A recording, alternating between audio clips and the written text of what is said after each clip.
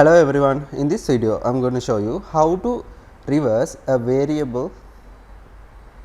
Hello everyone, in shift how we can reverse a boolean value.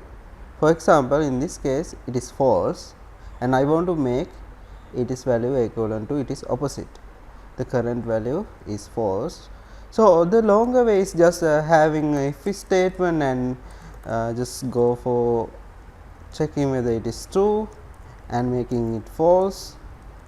Like that we can do, but there is a very simple thing that we can do is just go for the variable name and use dot toggle.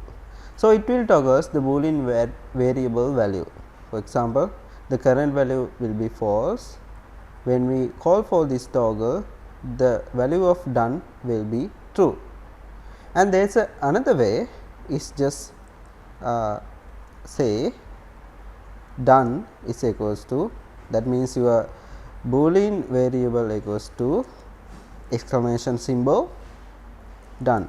So this will set equal to opposite of the current variable value. So we can go ahead and print done now. So it will be true now. Okay.